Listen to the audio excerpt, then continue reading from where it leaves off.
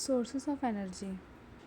No matter what form of energy we need, we first have to obtain it from some source. ठीक है, हमें ये matter नहीं करता कि हमें एनर्जी का कौन सा फॉर्म चाहिए, ज़रूरी ये है कि हम कहाँ से वो एनर्जी लेते हैं. For example the electrical energy in our homes could be from coal, hydro electric power plant और न्यूक्लियर फ्यूजन. ठीक है, तो जो हमारे घर इलेक्ट्रिक एनर्जी आती है, ठीक है, उसका सोर्स क्या हो सकता है कि वो किससे बनी हो, कोल से या हाइड्रो इलेक्ट्रिक पावर प्लांट से आ रही हो, ठीक है, या न्यूक्लियर फिजन से जो एनर्जी मिलती है उससे बन के आ रही हो. The electrical energy to drive vehicles can be obtain from fuels like petrol, diesel etcetera. ठीक है, तो जो व्हीकल चलाने के लिए जो केमिकल एनर्जी चाहिए वो किससे मिलती है, पेट्रोल, डीजल से. ठीक है, तो यही सब क्या होता है, एनर्जी हमको जहाँ से भी मिलती है वो हमारा सोर्स ऑफ एनर्जी होता है.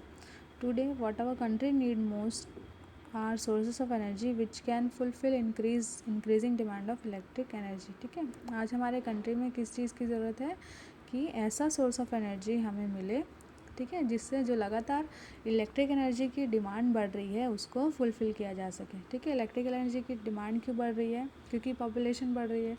पॉपुलेशन बढ़ रही है तो डेवलपमेंट चाहिए. ठीक है, डेवलपमेंट कैसे होगा, सब चीज़ों की जब ज़रूरतें पूरी होंगी तो यही डेवलपमेंट होगा. ठीक है, अब चीज़ों की ज़रूरतें पूरी करने के लिए क्या चाहिए, बड़ी बड़ी फैक्ट्रीज़ में प्रोडक्शन चाहिए. ठीक है, फैक्ट्रीज़ किससे रन होती है, इलेक्ट्रिसिटी से. तो हर चीज़ जो है वो इलेक्ट्रिसिटी से रिलेटेड है. ठीक है, हर फील्ड, तो इलेक्ट्रिसिटी की डिमांड कंटिन्यू बढ़ रही है.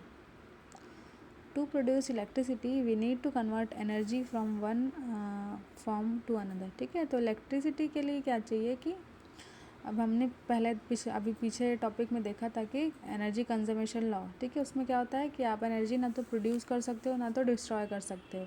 क्या होता है, सिर्फ कन्वर्जन होता है एक फॉर्म से दूसरे फॉर्म में. ठीक है, तो इलेक्ट्रिक एनर्जी चाहिए तो हमको किसी ना किसी फॉर्म को कन्वर्ट तो करना पड़ेगा.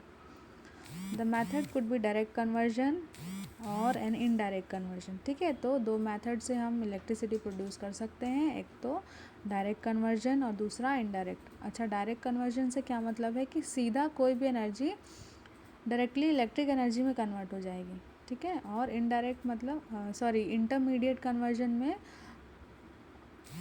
पहले क्या होगा, एनर्जी को डायरेक्ट कन्वर्जन नहीं होगा एनर्जी का इलेक्ट्रिक एनर्जी में. ठीक है, पहले 2-3 फॉर्म में कन्वर्ट होगी, फिर जाके लास्ट में आपका इलेक्ट्रिसिटी में कन्वर्ट होगी. ठीक है, तो both this method different kinds of energy sources are use like fossil fuels, nuclear fusion, solar energy and hydro electric power plant. इन दोनों मेथड में अलग अलग सोर्सेज ऑफ एनर्जी यूज़ हो रहे हैं. ठीक है, तो देखो यहाँ पे डायग्राम में सबसे ज़्यादा क्या यूज़ हो रहा है, कोल.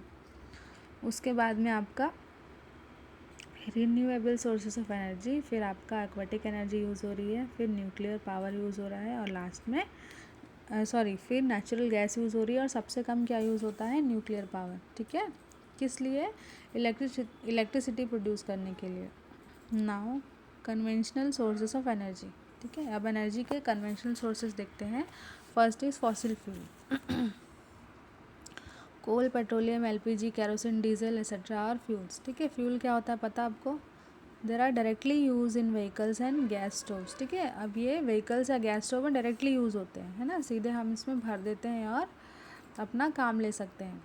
These are also use as primary source of for generating electricity, और ये सारी चीज़ें इलेक्ट्रिसिटी जनरेशन का प्राइमरी सोर्स भी है. ठीक है, जैसा आप लोग डायग्राम में देख सकते हो. Large amount of fossil fuels are burn every day in power stations to heat up water to produce steam which further runs the turbine to generate electricity. ठीक है, तो क्या होता है कि बहुत सारा कोल बर्न होता है. ठीक है, कोल जला के क्या करते हैं, स्टीम प्रोड्यूस की जाती है, उस स्टीम के फोर्स से टरबाइन को रन कराया जाता है और फिर इलेक्ट्रिसिटी जनरेट होती है. ठीक है, अच्छा, टरबाइन क्या होता है सुन लो, टरबाइन एक कुछ ऐसा होता है. ठीक है, ये कुछ ऐसा फ़ैन जैसा होता है. ठीक है, इसमें ये फ़ैन लगे होते हैं. टरबाइन एक ऐसा इंस्ट्रूमेंट है या एक ऐसा डिवाइस है जो क्या होता है, मैकेनिकल एनर्जी को इलेक्ट्रिक एनर्जी में कन्वर्ट करता है. ठीक है, अब मैकेनिकल एनर्जी को इलेक्ट्रिक एनर्जी में कैसे कन्वर्ट करेगा, ये देखो, फोर्स से स्टीम आता है. ठीक है, तो इसके ब्लेड्स पे आता है, तो ये ब्लेड क्या होते हैं, मूव होने लगते हैं. मतलब यहाँ पे जो इनकी मैकेनिकल एनर्जी थी, ठीक है, वो किस में कन्वर्ट हो जाती है, काइनेटिक एनर्जी में। और फिर ये काइनेटिक एनर्जी से क्या होता है, यहाँ पे कुछ लगा होता है, शाफ्ट लगा होता है, ठीक है। तो जैसे ही ये पंखे घूमते हैं ये शाफ्ट घूमने लगता है, और जैसे ही शाफ्ट घूमेगा वहाँ पे इलेक्ट्रिसिटी प्रोड्यूस हो जाती है, ठीक है। लेसन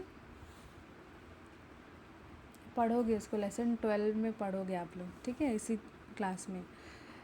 तो टरबाइन क्या होता है, टरबाइन एक ऐसा डिवाइस है जो क्या करता है, आपका काइनेटिक एनर्जी को या मैकेनिकल एनर्जी को इलेक्ट्रिकल एनर्जी में कन्वर्ट कर देता है, ठीक है। तो कोल का क्या काम होगा, कैसे काम होगा इलेक्ट्रिसिटी प्रोड्यूस करने में, तो कोल से क्या किया जाता है, जला के पानी को भाप बनाया जाता है, ठीक है, बहुत सारी भाप बनाई जाती है, फिर उस स्टीम से इस टरबाइन को रन कराया जाता है, ठीक है।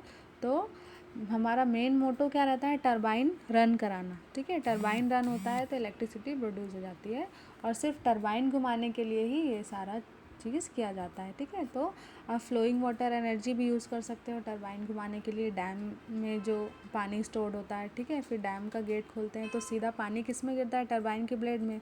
ये ब्लेड्स घूमने लगती है, ब्लेड घूमेगी तो शाफ्ट घूमेगा, शाफ्ट घूमता है तो फिर इलेक्ट्रिसिटी प्रोड्यूस होती है, ठीक है।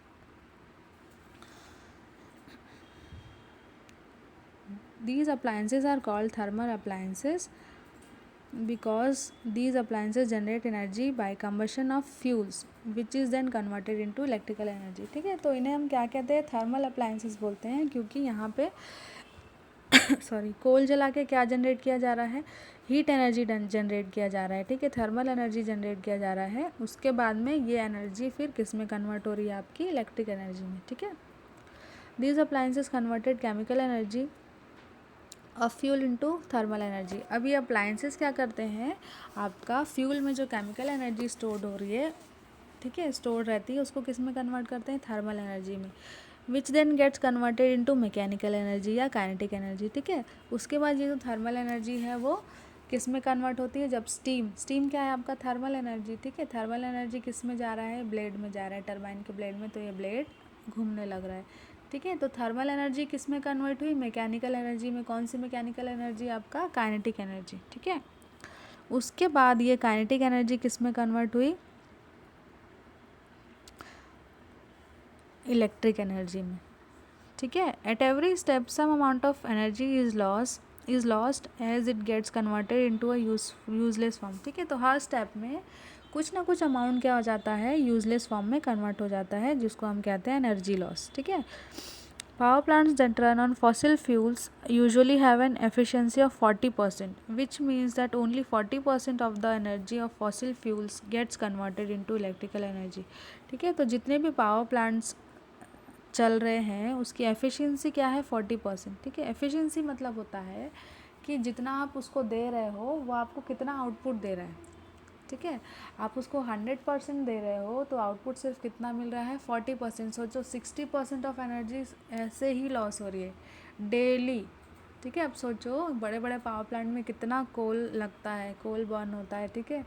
तो जितना हम कोयला जला रहे हैं उसका आधा भी हम यूज़ नहीं कर पा रहे हैं, ठीक है। इसलिए क्या हो रहा है कि जो renewable sources non renewable sources of energy है वो बहुत धीरे धीरे कम हो रहा है, और आने वाले कुछ सालों में कम्प्लीटली वैनिश हो जाएगा, मतलब एकदम ख़त्म हो जाएगा, नामो निशान मिट जाएगा अर्थ से, ठीक है। तो इसका सबसे बड़ा रीज़न क्या है, एनर्जी लॉस हो रही है, ठीक है। एफिशिएंसी बहुत कम होती है पावर प्लांट्स की, तो उससे क्या हो रहा है, एनर्जी भी लॉस हो रही है, ठीक है। तो एफिशिएंसी समझ आया, एफिशिएंसी क्या होता है, आउटपुट, ठीक है। आउटपुट किसके बदले, इनपुट के बदले। आप जितना इनपुट दे रहे हो उसके बदले आपको कितना आउटपुट मिल रहा है, ये क्या होता है आपका एफिशिएंसी, ठीक है। तो जितनी कम एफिशिएंसी होगी उतना ज़्यादा एनर्जी लॉस होगा, ठीक है। There are some other disadvantages of burning fossil fuel. इसके कुछ और डिसएडवांटेज हैं, जैसे oxides of carbon, nitrogen and sulphur are released into the atmosphere on burning fossil fuels and they cause acid rain which pollutes water and can harm monuments, ठीक है। Acid rain के बारे में आप लोगों ने पढ़ा ही होगा। जो फॉसिल फ्यूल बर्न होते हैं उससे क्या होता है, सल्फ़र, नाइट्रोजन और कार्बन के ऑक्साइड्स निकलते हैं और ये एनवायरनमेंट में चले जाते हैं, ठीक है। फिर एनवायरनमेंट में जो बादल होते हैं, तो जब रेन होती है तो ये जो रेन वाटर होता है वो इसके साथ मिल जाता है, किसके साथ, कार्बन, नाइट्रोजन और सल्फ़र के ऑक्साइड्स के साथ में, और क्या बना लेते हैं, एसिड बना लेते हैं। फिर ये एसिड रेन वाटर के साथ में मिक्स होके हमारी अर्थ पे आता है, ठीक है। इससे क्या होता है, हमारा एटमॉस्फेयर, ठीक है, और जो मॉन्यूमेंट्स है, मॉन्यूमेंट्स मतलब बहुत बड़ी बड़ी जो हिस्टोरिकल प्लेसेस हैं, बिल्डिंग्स हैं, जैसे ताजमहल, ठीक है, ये सब क्या हो रहा है, इसको नुकसान पहुंचता है। Second is hydro electric power plant, ठीक है। ये क्या हम देख रहे हैं, कन्वेंशनल सोर्सेज ऑफ एनर्जी, मतलब हमको एनर्जी कहाँ से मिल रही है। सेकंड इज़, और हम कौन सी एनर्जी की बात कर रहे हैं, इलेक्ट्रिक एनर्जी की, तो hydro electric power plants. Another conventional source of energy is the kinetic energy of flowing water और the potential energy of water at a height, ठीक है। दूसरा क्या है कि क्या यूज़ कर रहे हैं हम, जो फ्लोइंग वाटर की काइनेटिक एनर्जी है या स्टोर्ड वाटर की पोटेंशियल एनर्जी है वो यूज़ कर रहे हैं, ठीक है। सबका मेन मोटो क्या है यहाँ पे, इलेक्ट्रिसिटी जनरेट करना। इलेक्ट्रिसिटी कैसे जनरेट होगी, टरबाइन रन करा के, ठीक है। तो हम किसी भी तरह से बस टरबाइन घुमा रहे हैं। Hydro power plants convert the potential energy of falling water into electricity, ठीक है। जो फॉलिंग वाटर, जो गिरता हुआ पानी रहता है, उसकी पोटेंशियल एनर्जी को किस में कन्वर्ट कर रहे हैं, इलेक्ट्रिसिटी में, ठीक है। The water falls on a turbine which spins the and activates an electric generator which then produces electricity, ठीक है। तो जैसे ही टरबाइन घूमता है, पानी टरबाइन पे गिरेगा, ये देखो ये टरबाइन था, ठीक है, दिस इज़ अवर टरबाइन, ये ऊंचाई से पानी गिर रहा है, ठीक है। पानी गिरेगा तो बहुत सारा पानी जब गिरता है तो फोर्स से गिरता है ना, ठीक है। तो ये जो टरबाइन है ये घूमने लगेगा, इसके साथ में शाफ्ट लगा होता है, ठीक है। टरबाइन को बेसिकली हम जनरेटर भी बोलते हैं, ठीक है। क्या जनरेट कर रहा है, इलेक्ट्रिसिटी जनरेट कर रहा है, इसलिए ये जनरेटर भी बोलते हैं। शाफ्ट घूमेगा तो इलेक्ट्रिसिटी जनरेट होने लगेगी, ठीक है। In order to produce hydel electricity, high-rise dams are constructed on a river to obstruct the flow of water and thereby collect water in larger reservoirs, ठीक है। तो इसके लिए क्या करते हैं, जो हाइडल इलेक्ट्रिक पावर प्लांट होता है, हाइड्रो इलेक्ट्रिक पावर प्लांट होता है, वहाँ पे क्या करते हैं, बहुत ऊंचे ऊंचे डैम बनाए जाते हैं, ठीक है। बहुत बड़े बड़े डैम बनाए जाते हैं, ठीक है। उसके बाद क्या होता है कि जो बहता हुआ पानी होता है, ठीक है, जैसे नदियों में बनता है ना डैम, ठीक है, तो जो फ्लोइंग वाटर रहता है उसको डैम में क्या कर लिया जाता है, रोक दिया जाता है, ठीक है। During the rainy seasons water collects in these reservoir, ठीक है, सॉरी, देयरबाय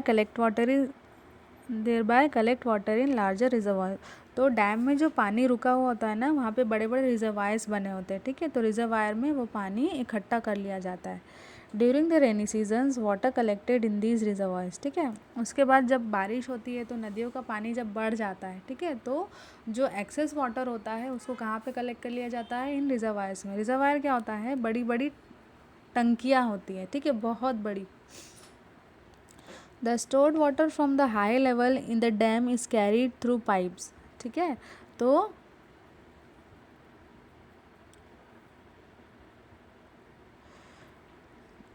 फिर ऊंचाई पे क्या होता है, पानी इकट्ठा होता है तो वहाँ पे क्या लगाया जाता है, पाइप लगाया जाता है, ठीक है, टरबाइन तक पानी पहुँचाने के लिए।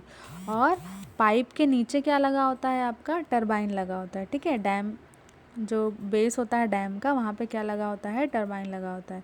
Stored water falls freely on the blades of turbine and as a result the blade of turbine spin and with the help of generator electricity is generated, ठीक है।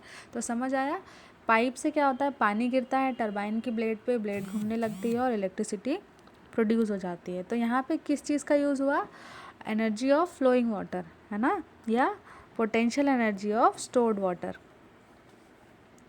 देर आर ऑल्सो सेवरल डिसएडवांटेजेस, एक minute, कुछ छूट गया, ये hydel electricity is renewable sources of energy because after rains the water reservoir gets refilled, ठीक है। तो ये क्या है, रिन्यूएबल सोर्सेज ऑफ एनर्जी है। क्यों? क्योंकि एक बार पानी ख़त्म हो गया, चलो ठीक है, तो जब दोबारा बारिश होती है तो रिजर्वायर फिर भर जाता है, रिफ़िल हो जाता है, ठीक है।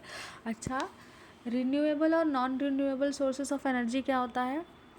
रिन्यूएबल सोर्सेज ऑफ एनर्जी ऐसा सोर्स होता है जो फिर से वापस आ सकता है, जैसे ये जो हमने अभी देखा, ठीक है, वाटर, एयर, ठीक है। और non renewable sources of energy क्या होगा? जो एक बार ख़त्म हो गया तो फिर करोड़ों सालों तक ये नहीं बन सकता, जैसे कोल, पेट्रोलियम, डीजल, ठीक है। ये सब क्या है आपके non renewable sources of energy. और रिन्यूएबल सोर्सेज ऑफ एनर्जी जो एक बार ख़त्म हो जाए तो दोबारा रिफ़िल हो सकता है, जैसे वाटर, एयर, ठीक है। There are also several disadvantages associated with hydroelectric power plant. इसके कुछ disadvantage भी हैं. During the construction of dams and water reservoirs, huge amounts of agricultural land is flooded and lost, and many people lost their homes and are displaced from some ecological system are also destroyed. तो क्या होता है, बड़े बड़े dam बनाने के लिए पहले तो जगह चाहिए, ठीक है। तो ये कहाँ बनता है? जहाँ पे नदियाँ होती है, ठीक है। तो नदी के किनारे का जितना बहुत बड़ा एरिया होता है उसको क्या किया जाता है, वहाँ पे पहले पानी इकट्ठा किया जाता है, ठीक है। तो एक तो वो लैंड जहाँ पे कल्टीवेशन हो सकता था वो गया, ठीक है। बहुत ज़्यादा पानी भरने से वो ज़मीन क्या हो जाती है, ख़राब हो जाती है। दूसरा, वहाँ जो लोग रहते हैं, ठीक है, उनको माइग्रेट कर दिया जाता है, दूसरी जगह भेज दिया जाता है। तो ये सारे उसके डिसएडवांटेज भी हैं, ठीक है। Now biogas, agriculture and cattle rearing are given great importance to our country, ठीक है।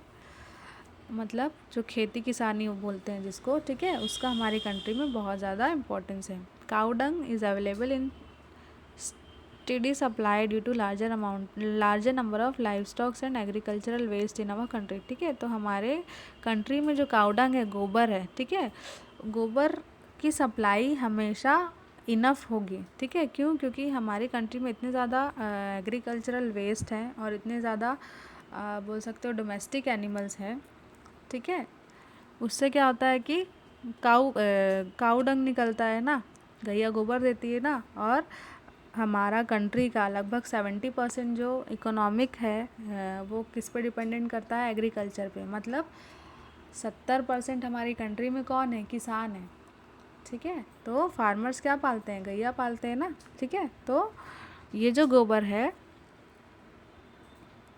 उसका क्या करते हैं? Cow dung cakes are burn directly and use as fuel in many rural area, but a large part of energy is lost in this process, ठीक है। तो गांव के लोग क्या करते हैं? गांव के लोग क्या, यहाँ पे भी देखे होंगे कि गोबर का केक कंडा बनाते हैं, ठीक है, उपले जिसको बोलते हैं, दीवार में थाप थाप के, और सूख जाता है तो फिर डायरेक्ट उसको चूल्हे में जलाते हैं और खाना बनाते हैं। तो इससे क्या होता है इस प्रोसेस में, ठीक है, वो लोग यूज़ तो कर रहे हैं काउ डंग का, ठीक है, थर्मल एनर्जी यूज़ कर रहे हैं खाना बनाने के लिए, लेकिन बहुत सारा अमाउंट क्या हो रहा है? लॉस्ट हो रहा है, ठीक है। धुआं निकलता है, ठीक से टेम्परेचर नहीं लगता है, तो खाना पकने में भी देर लगती है, ठीक है, और इन्वायरमेंट को नुकसान तो हो ही रहा है। तो इसके लिए क्या किए, also this fuels do not produce much heat of on burning and lot of smoke is given out when they are burn, ठीक है। उतना ज़्यादा हीट प्रोड्यूस नहीं कर पाते और बहुत ज़्यादा धुआं भी निकलता है।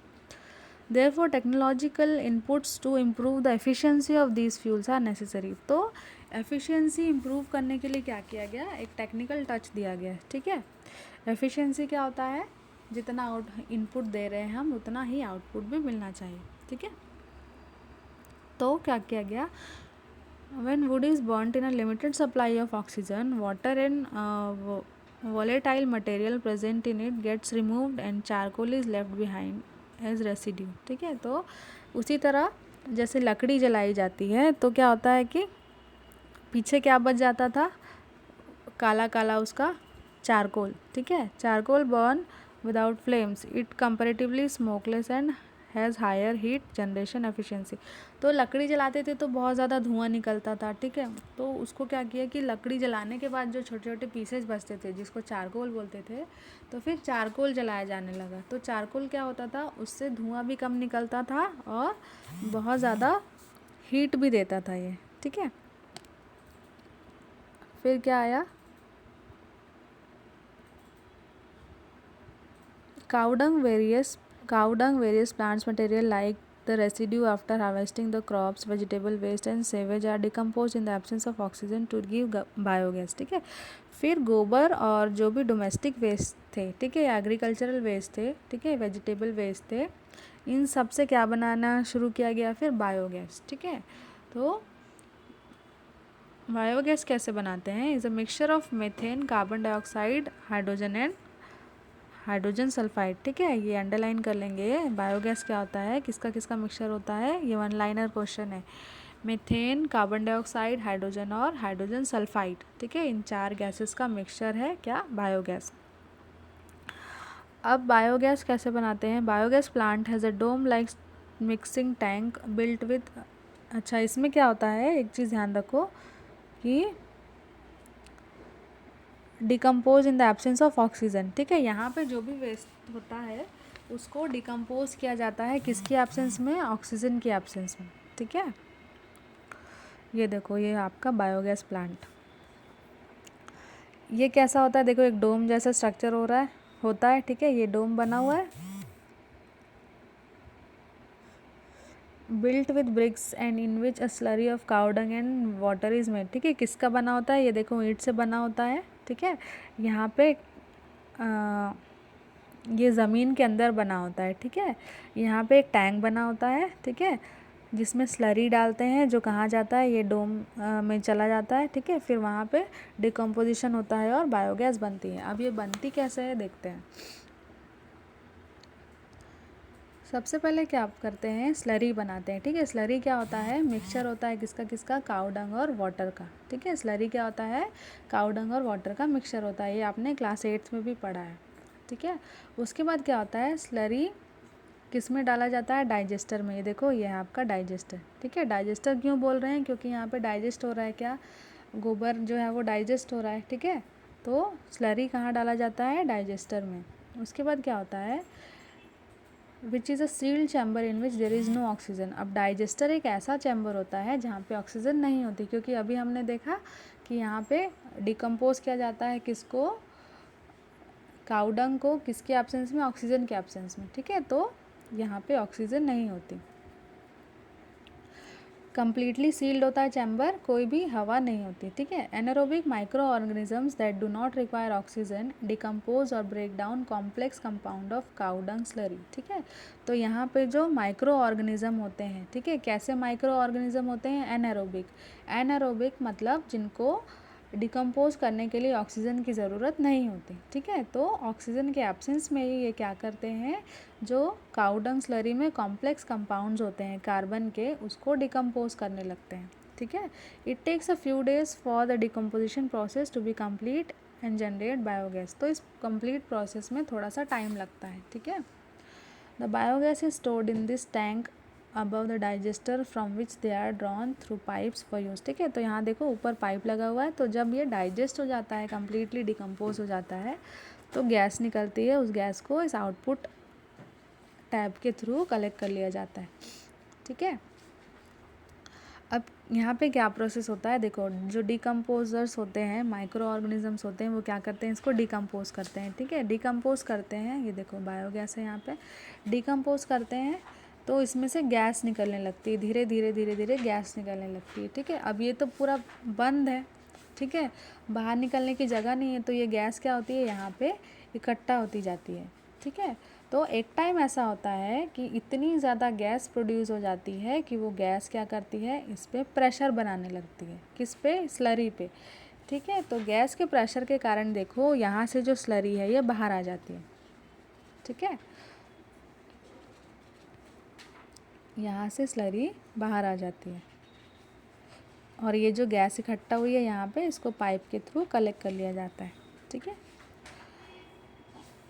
The biogas is stored in the which they are drawn through a pipe. Biogas is an excellent fuel as it contains up to 75% methane, ठीक है। बायोगैस जो है बहुत अच्छा फ्यूल है, क्योंकि इसमें लगभग 75% मीथेन होता है। It burns without smoke and leaves no residue.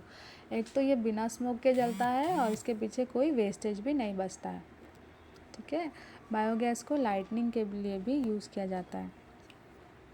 अच्छा, अब यहाँ पे आ जाता है क्या, आपका स्लरी, ठीक है। ये वाली टैंक में इकट्ठा हो जाता है, फिर इसको कंपोस्ट मतलब फर्टिलाइज़र के जैसे यूज़ कर सकते हैं, ठीक है। अब जहाँ पे या अगर ये वाली टैंक पे स्लरी आई, इसका मतलब क्या हुआ कि आपकी गैस रेडी है, ठीक है, क्योंकि इतना ज़्यादा अमाउंट प्रोड्यूस हो गया कि उसने प्रेशर बनाया, प्रेशर से स्लरी ऊपर आ गई, ठीक है। मतलब समझ आ जाता है कि अब गैस निकालने का टाइम आ गया है, और यहाँ पे जो कंपोस्ट इकट्ठा हुआ है उसको फर्टिलाइज़र की तरह यूज़ कर सकते हैं, ठीक है। Next is wind energy. We saw in a previous chapter how unequal heating of a landmass and water bodies by solar radiation generates air movement and cause wind to blow. ठीक है, wind कैसे flow होती है पता है ना। Temperature difference के कारण क्या होता है कि अर्थ सरफेस की एयर गर्म हो जाती है, तो लो प्रेशर एरिया बनता है जिससे वो ऊपर उठ जाती है। फिर उस लो प्रेशर एरिया को फिल करने के लिए ठंडी हवा आती है, फिर ये अर्थ सरफेस से टेम्परेचर लेके गर्म हो जाती है, फिर ये ऊपर चली जाती है, फिर लो प्रेशर एरिया बनता है, फिर उस एरिया को भरने के लिए ठंडी हवा आती है। तो ये मूवमेंट कंटिन्यू चलता रहता है, ठीक है। इसे ही क्या कहते हैं, wind. The kinetic energy of wind can be harnessed by windmill to do mechanical work, ठीक है। अब जो हवा की काइनेटिक एनर्जी है उससे क्या करते हैं, विंड मिल चलाते हैं, ठीक है। For example in a water lifting pump the rotatory motion of windmill is utilize to lift water from a well, ठीक है। तो वाटर लिफ्टिंग पंप जो होता है वहाँ पे विंड की काइनेटिक एनर्जी को यूज़ करके पानी निकालते हैं, ठीक है। विंड एनर्जी से इलेक्ट्रिसिटी भी जनरेट करते हैं। कैसे करेंगे, सेम चीज़ है जैसा हमने पहले देखा था, टरबाइन घुमाएंगे, टरबाइन घुमाने से क्या होता है, इलेक्ट्रिसिटी प्रोड्यूस होती है, ठीक है। To generate electricity the rotatory motion of the windmill is use to run turbine, ठीक है। टरबाइन घुमाते हैं। Number of windmills are erected over a large area which is known as wind energy farm, ठीक है। तो बहुत बड़े area में बहुत सारे विंड मिल लगाए जाते हैं, ठीक है, जिसको क्या बोलते हैं, wind energy farm. Wind energy is renewable sources of energy, ये भी क्या है, एनर्जी का रिन्यूएबल सोर्स है। But wind energy farms can be established only where the speed of wind is higher than 15 kilometre per hour to maintain the required speed of turbine, ठीक है। लेकिन wind mill कहाँ पे लगाई जा सकती है, जहाँ पे हवा की स्पीड कम से कम 15 किलोमीटर पर आवर रहनी चाहिए, ठीक है। इतनी स्पीड रहनी चाहिए कि विंड मिल का फ़ैन घूम सके, और फ़ैन की इतनी स्पीड होनी चाहिए कि वो टरबाइन को घुमा सके, ठीक है। तो सब जगह हम विंड मिल नहीं लगा सकते। Wind cause the windmill turbine to rotate, ठीक है। अब विंड से क्या होता है, हवा से, ये देखो ये घूमेगा, यहाँ पे टरबाइन लगा होता है, तो ये घूमेगा तो आपका टरबाइन भी घूमेगा। The shaft activates the generator which produces electricity, shaft घूमता है तो जनरेटर भी घूमता है जिससे इलेक्ट्रिसिटी प्रोड्यूस होती है। Transformer transforms electrical energy at higher potential, ठीक है। उसके बाद यहाँ पे ट्रांसफार्मर लगा होता है, तो ये ट्रांसफार्मर क्या करता है, जो इलेक्ट्रिसिटी प्रोड्यूस हुई है, ठीक है, उसको और ज़्यादा बढ़ा देता है, ठीक है। इलेक्ट्रिसिटी ग्रिड ट्रांसमिट इलेक्ट्रिसिटी, उसके बाद ये इलेक्ट्रिसिटी कहाँ जाती है, ग्रिड में जाती है, यहाँ से फिर वो ट्रांसमिट होती है जहाँ चाहिए, ठीक है। Our demand of energy are increasing every day due to progress in technology, technology progress के कारण हमारी डिमांड हर दिन बढ़ती जा रही है। It is necessary to develop new techniques for the efficient uses of energy sources and keep on researching for new sources of energy, ठीक है। तो ये बहुत ज़रूरी है कि हम एनर्जी के नए और एफिशिएंट सोर्सेज ढूंढें और उसका यूज़ करें।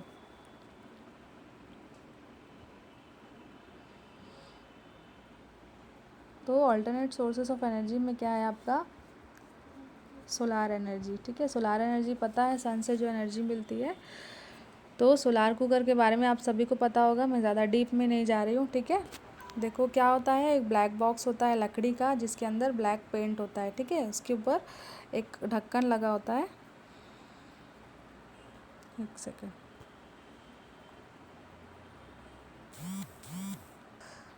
ठीक है, जिसके ऊपर क्या होता है, कवर लगा होता है, ठीक है।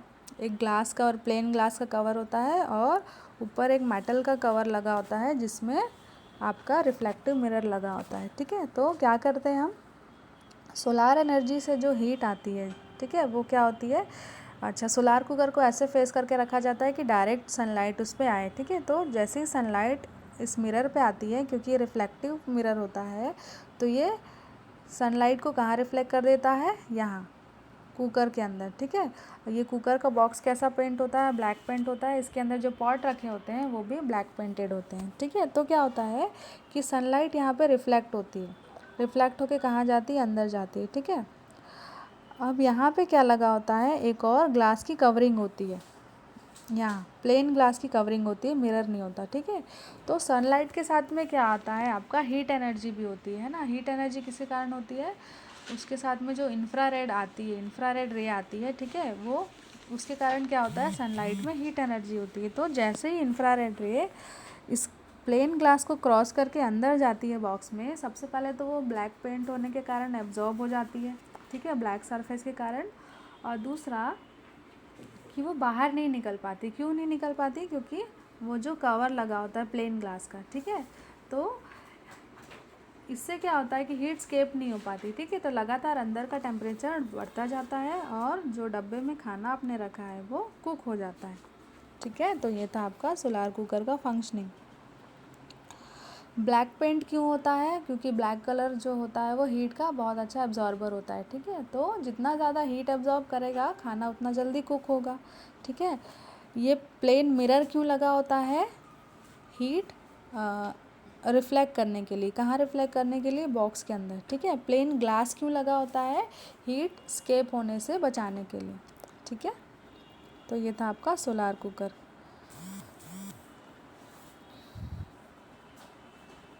अच्छा, सोलार कुकर का टेम्परेचर 100 to 140 डिग्री हो जाता है 2 से 3 घंटे में, ठीक है। इतना टेम्परेचर आपका खाना कुक करने के लिए सफिशिएंट है। Next is solar cell. Solar cell क्या होता है, it is easy to see that these devices are useful only at certain times during the day, ठीक है। लेकिन ये दिन में जब सनलाइट अवेलेबल होती है तभी सिर्फ यूज़फुल होता है। The limitation of using solar energy is to overcome by using solar cells that convert solar energy into electricity, ठीक है। तो सोलार कुकर कब यूज़ कर सकते हैं, सिर्फ जब तक सन एनर्जी अवेलेबल है, ठीक है, जब तक सनलाइट अवेलेबल है। शाम या रात के टाइम हम यूज़ नहीं कर सकते, ठीक है। तो ये उसका कुछ लिमिटेशन था। तो इसको ओवरकम करने के लिए क्या डिस्कवर किया गया, सोलार सेल, ठीक है। सोलार सेल क्या करता है, सोलार एनर्जी को किस में कन्वर्ट कर देता है, इलेक्ट्रिक एनर्जी में, ठीक है। और typical cell developed a voltage of 0.5 to 1 volt, ठीक है। एक सेल कितना वोल्टेज डेवलप कर सकता है, 0.5 to 1 वोल्ट, ठीक है। और लगभग 0.7 वाट इलेक्ट्रिसिटी भी प्रोड्यूस कर सकता है। A large number of solar cells are combined in an arrangement called solar cell panel that can deliver enough electricity for practical use, ठीक है। तो बहुत सारे सोलार सेल को एक साथ अरेंज कर दिया जाता है, जिसको क्या कहते हैं हम, सोलार सेल पैनल, ठीक है। और ये इतनी इलेक्ट्रिसिटी प्रोड्यूस कर देता है कि वो डोमेस्टिक या प्रैक्टिकल यूज़ के लिए सफिशिएंट होती है। The principal of advantages associated with solar cell are that they have no moving parts, require little maintenance and work quite satisfactorily without the use of any focusing device, ठीक है। तो इसका क्या क्या एडवांटेज है कि ये तो मूव नहीं करता है, ठीक है, तो इसको ज़्यादा मेंटेनेंस की ज़रूरत नहीं होती है, ठीक है, ठीक ठाक काम भी करता है और इसको बार बार देख रेख की ज़रूरत नहीं पड़ती। मतलब जैसे सोलार कुकर को हमको सन के अकॉर्डिंग इधर उधर मूव करके उसको फोकस करवाना पड़ता है, तो सोलार सेल के साथ ऐसा कुछ नहीं होता, ठीक है। बस उसको स्टैब्लिश करके रख दो, वो अपने आप अपना काम करता रहता है। Another advantage is that they can be set up in remote and inaccessible area or very sparsely inhabited area in which laying of a power transmission line may be expensive and not commercially viable, ठीक है। और ऐसी जगह इसको लगा सकते हैं जो बहुत रिमोट एरिया है, बहुत ज़्यादा इंटरनल है, जहाँ पे पावर प्लांट या इलेक्ट्रिसिटी पहुँचाना पॉसिबल नहीं है, वहाँ पे हम सोलार सेल से काम चला सकते हैं, ठीक है। Silicon which is used for making solar cell is abundant in nature, but availability of the special grade silicon for making solar cell is limited, ठीक है। सोलार सेल किससे बनता है, सिलिकॉन से, ठीक है, जो हमारे नेचर में अच्छा खासा अवेलेबल है, लेकिन अच्छी क्वालिटी क्या है, थोड़ी सी कम है। The entire process of manufacture is still very expensive. तो इसके कारण क्या होता है कि इसको स्टैब्लिशिंग का जो खर्च आता है वो थोड़ा सा ज़्यादा आता है। Silver used for interconnection of the cell in the panel further adds to the cost. ठीक है, अब जो इसका इंटरकनेक्शन होता है सोलार सेल का, ठीक है, वो किससे होता है? सिल्वर से होता है। ठीक है, तो उससे भी थोड़ा सा कॉस्टली हो जाता है।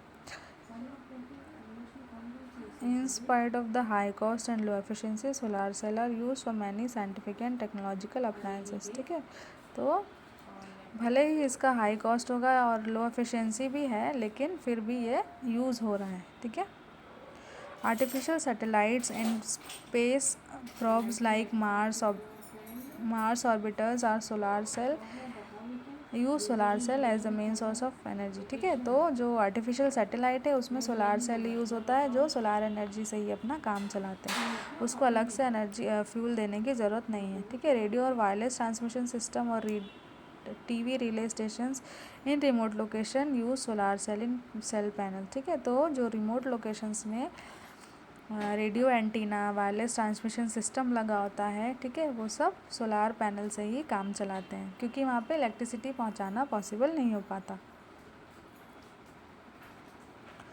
Traffic signals, calculators and many toys are fitted with solar cell. ठीक है, जो कैलकुलेटर हैं, टॉयज़ हैं, ट्रैफिक सिग्नल, इसमें भी सोलार सेल लगा होता है। The solar cell panel are mounted on specially designed inclined roof tops so that more solar energy is incident over it. ठीक है, तो ज़्यादा से ज़्यादा सोलार एनर्जी के लिए क्या होता है, इसको ऐसा टेढ़ा लगाते हैं। ठीक है, आप लोगों ने भी देखा होगा, सीधा नहीं लगा होता, ये थोड़ा सा इंक्लिनेशन में लगा होता है। ठीक है, जितना ज़्यादा इंक्लाइंड होगा उतनी ज़्यादा सोलार एनर्जी इस पर इंसिडेंस होगी।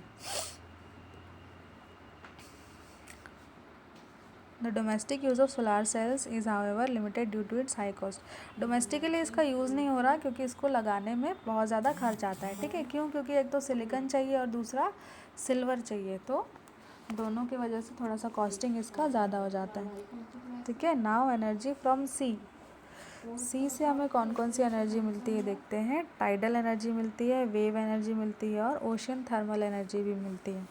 ठीक है, अब देखते हैं टाइडल एनर्जी क्या होती है। Tidal energy due to the gravitational pull of mainly the moon on spinning earth the level of water in the sea rises and falls. ठीक है, कभी कभी टाइड्स आते हैं। ठीक है, टाइड्स क्यों आते हैं? जो मून और अर्थ के बीच में क्या होता है, एक फोर्स ऑफ अट्रैक्शन रहता है। ठीक है, तो मून क्या करता है, अपना अट्रैक्शन फोर्स लगाता है अर्थ पे। ठीक है, तो उसके अट्रैक्शन फोर्स के कारण जो सी का जो वाटर है, ठीक है, वो बहुत ज़्यादा ऊंचा ऊंचा उठता है। ठीक है, कभी कभी, हमेशा नहीं, कभी कभी बहुत ज़्यादा ऊंचाई तक उठता है और फिर गिरता है। ठीक है, जिसको हम टाइड कहते हैं। The difference in sea level during high and low tides give us tidal energy. ठीक है, तो ये जो सी लेवल में डिफरेंस आता है, ठीक है, हाई और लो टाइड के कारण, इसे ही हम क्या कहते हैं, टाइडल एनर्जी।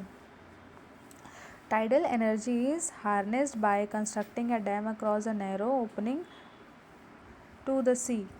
ठीक है, और ये इससे क्या होता है कि एक डैम बनाते हैं। ठीक है, तो जब हाई टाइड उठते हैं तो डैम को क्या कर लिया जाता है, डैम में पानी इकट्ठा कर लिया जाता है। ठीक है, उसके बाद टरबाइन लगा होता है, इसकी पिक्चर भी है, नहीं है क्या? उसके बाद टरबाइन लगाया जाता है। ठीक है, कहाँ पे? At the opening of the dam convert tidal energy to electricity. ठीक है, तो डैम की ओपनिंग में टरबाइन लगाया जाता है, तो जब वहाँ से पानी आता है, टरबाइन रन होता है और इलेक्ट्रिसिटी प्रोड्यूस होती है। ठीक है, next is wave energy. Similarly, the kinetic energy processed by huge waves near the seashore can be trapped in a similar manner to generate electricity। ठीक है, वेव एनर्जी मतलब जो सी शोर पे जो वेव्स आती है सी में, है ना, आप लोग गए होगे तो देखा होगा कि जो बड़ी बड़ी लहरें आती है, तो ये क्या होता है, बेसिकली काइनेटिक एनर्जी होती है। तो इस काइनेटिक एनर्जी का यूज़ करके भी हम इलेक्ट्रिसिटी प्रोड्यूस कर सकते हैं। ठीक है, now ocean thermal energy. The water at the surface of the sea or ocean is heated by the sun while the water in deeper section is relatively cold। ठीक है, सन की हीट के कारण क्या होता है, सी का जो अपर सरफेस का पानी रहता है, ठीक है, वाटर रहता है, वो उसका टेम्परेचर ज़्यादा होता है और थोड़ा सा आप अंदर जाओगे, ठीक है, थोड़ा सा डीप में जाओगे तो उसका जो पानी का टेम्परेचर रहता है वो ठंडा रहता है, ठीक है, वो उतना ज़्यादा नहीं होता। क्यों? क्योंकि सनलाइट नीचे तक नहीं जा पाती, तो इससे क्या होता है, टेम्परेचर डिफरेंस आता है, ठीक है। तो this difference in temperature is exploited to obtain energy in ocean thermal energy conversion plant, ठीक है, इसे ही हम क्या कहते हैं, ocean thermal energy. Next is geothermal energy.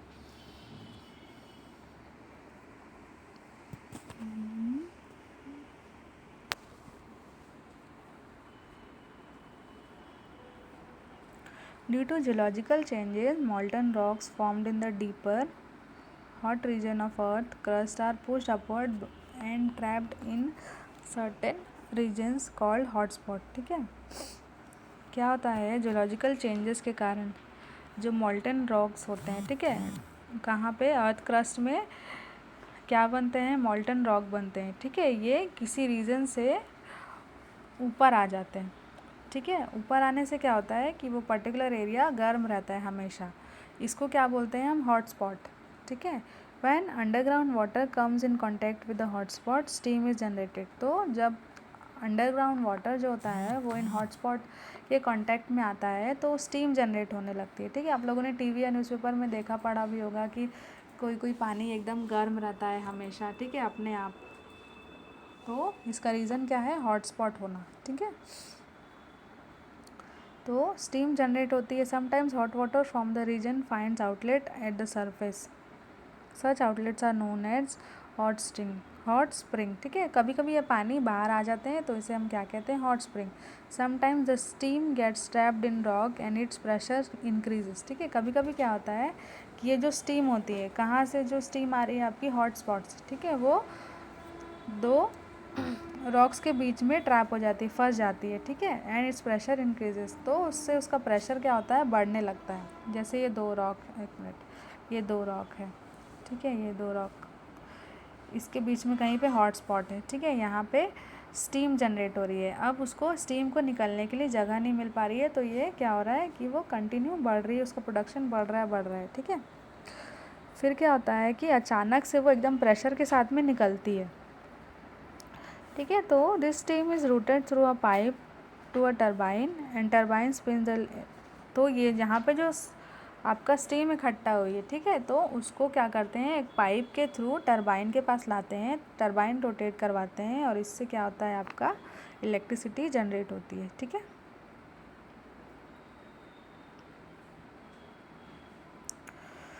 तो न्यूजीलैंड और आपका यूनाइटेड स्टेट्स ऑफ अमेरिका में जियोथर्मल एनर्जी यूज़ करके इलेक्ट्रिसिटी प्रोड्यूस की जाती है, ठीक है। नाउ न्यूक्लियर एनर्जी क्या होती है, किसी भी एटम के न्यूक्लियस में जो एनर्जी होती है वही क्या होती है, आपकी न्यूक्लियर एनर्जी, ठीक है।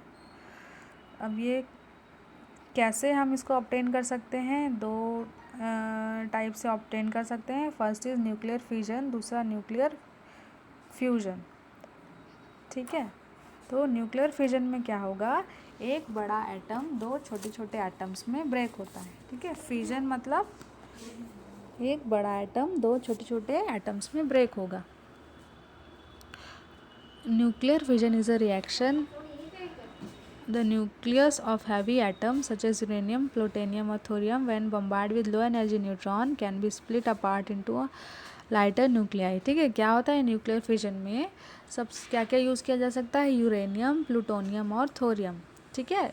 तो क्या करते हैं, ये बहुत ज़्यादा हैवी एटम होते हैं, ठीक है।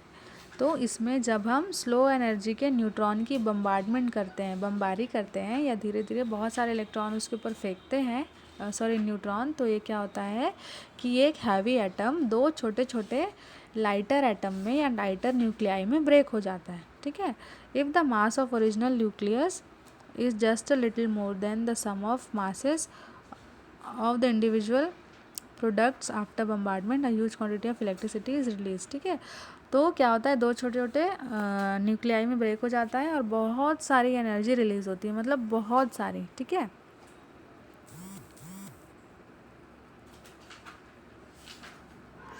The fusion of an atom of uranium for example produce 10 million times of energy produce by the combustion of an atom of carbon from coal. सोचो कितनी एनर्जी रिलीज होती है जब आप कोल को जलाते हो, ठीक है। एक कार्बन एटम के कोल से बने कोल को जलाते हो तो जितनी एनर्जी मिलेगी उससे 10 मिलियन टाइम्स ज़्यादा एनर्जी प्रोड्यूस होती है न्यूक्लियर फिजन में, ठीक है, जब यूरेनियम का फिजन किया जाता है, ठीक है। In a nuclear reactor design for electric power generation such nuclear fuel can be part of a self sustaining fission chain reaction that release energy at a control rate, ठीक है। तो बड़े बड़े न्यूक्लियर प्लांट्स में क्या करते हैं, nuclear fission को एक कंट्रोल्ड रेट में चलाते हैं जिससे स्टीम जनरेट होती है और इलेक्ट्रिसिटी प्रोड्यूस होती है, ठीक है। तो चेन रिएक्शन होती है, देखो इसमें, ठीक है, किसमें, फिजन में चेन रिएक्शन होती है। When 92 uranium 235 is bombarded with a slow moving neutrons, each uranium nucleus break into two almost equal parts and give rise to huge amount of energy and 3 neutrons, ठीक है। तो क्या क्या use होता है हमने यहाँ देखा था, यूरेनियम और थोरियम और प्लूटोनियम, है ना। तो यूरेनियम 92 यूरेनियम 235 इस पे जब हम एक स्लो मोशन न्यूट्रॉन की बम्बार्डमेंट करते हैं, ठीक है, ये न्यूट्रॉन की बम्बार्डमेंट करते हैं तो क्या होता है कि 2 इक्वल अमाउंट ऑफ न्यूक्लियाई बनते हैं, ठीक है, एक बेरिलियम और एक क्रिप्टॉन, और साथ में बहुत सारी हीट निकलती है और 3 न्यूट्रॉन भी निकलते हैं, ठीक है।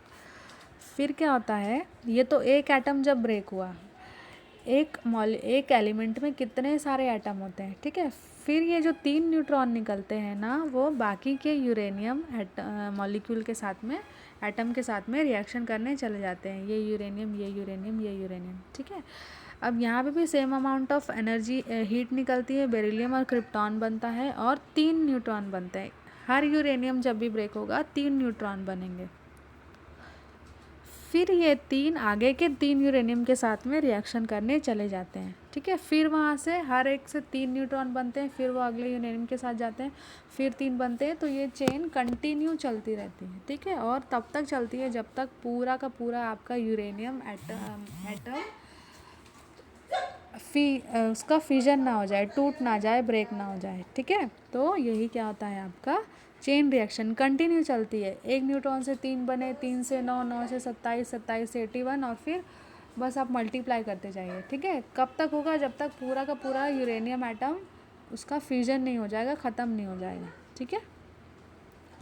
तो चेन रिएक्शन 2 टाइप की होती है, कौन कौन सी, अनकंट्रोल्ड और कंट्रोल्ड, ठीक है। अनकंट्रोल्ड जो हमने देखा, ठीक है, बस चलती रहती है, बहुत ज़्यादा फास्ट रेट में चलती है, ठीक है, और बहुत कम टाइम में हो जाती है। Huge amount of energy is released in this reaction and result is in a huge explosion, ठीक है। न्यूक्लियर बॉम्ब में इसका यूज़ करते हैं, मतलब न्यूक्लियर बॉम्ब में कौन सी रिएक्शन होती है आपकी, अनकंट्रोल्ड चेन रिएक्शन, ठीक है। अब आता है controlled chain reaction. Control chain reaction में क्या होता है, कुछ नहीं होता, जो 3 न्यूट्रॉन निकलते हैं, ठीक है, 3 न्यूट्रॉन निकलते हैं, फिर वो तीनों के तीनों आगे रिएक्शन करने के लिए चले जाते हैं। तो उसमें क्या करते हैं, 3 में से 2 इलेक्ट्रॉन को 2 न्यूट्रॉन को एब्जॉर्ब कर लिया जाता है, रोक लिया जाता है, ठीक है, उसको आगे नहीं जाने दिया जाता, सिर्फ एक न्यूट्रॉन जाता है आगे रिएक्शन करने के लिए, ठीक है। तो ये जो रिएक्शन है वो कंट्रोल्ड मैनर में चलती रहती है। अच्छा, ये रिएक्शन कहाँ होती है, न्यूक्लियर प्लांट में होती है, ठीक है। न्यूक्लियर प्लांट में क्या होता है,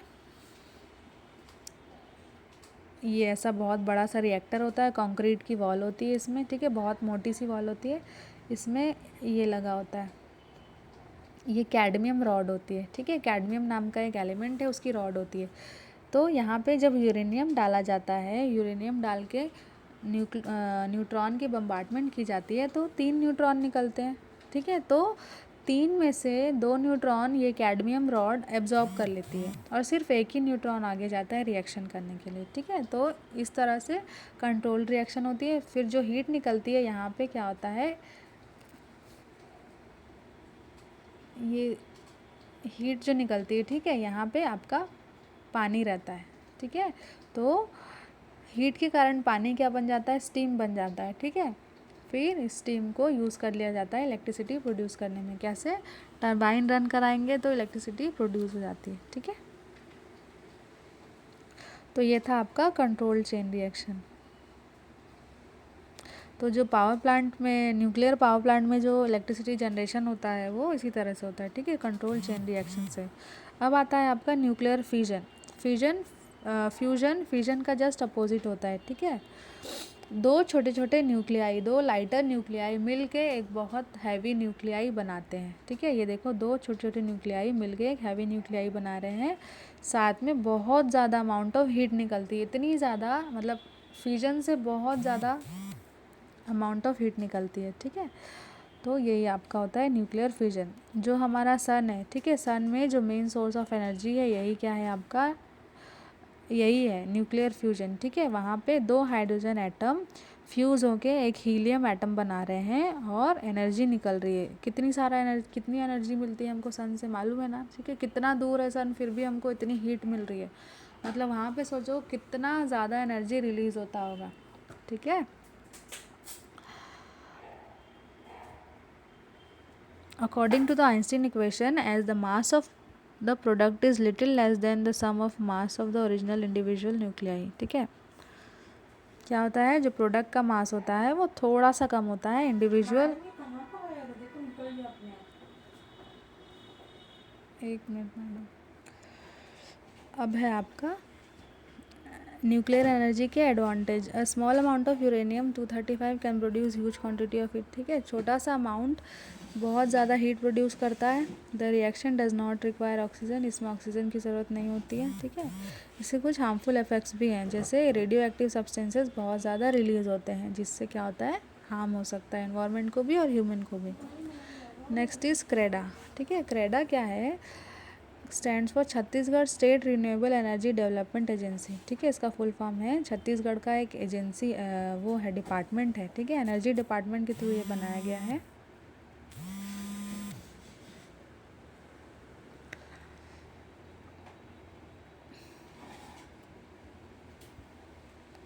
तो इसका मेन मोटो क्या था, ऑब्जेक्टिव क्या था, टू कंजर्व एनर्जी, ठीक है। एनर्जी कंजर्व करने के लिए इसका मतलब क्या था, this means to ensure proper utilization of energy sources and save energy. तो जो भी सोर्सेज ऑफ एनर्जी है उसका प्रॉपर यूटिलाइजेशन हो, ठीक है। एक तो मोटो ये था। दूसरा, to increase use of non conventional sources of energy in order to decrease the dependency of conventional sources, ठीक है। तो कन्वेंशनल मतलब नॉन रिन्यूएबल सोर्सेज के ऊपर डिपेंडेंसी कम करने के लिए जितना ज़्यादा हो सके renewable sources of energy use करें, ये इसका मोटो था, ठीक है। मतलब रिन्यूएबल सोर्सेज ऑफ एनर्जी को बढ़ावा देना।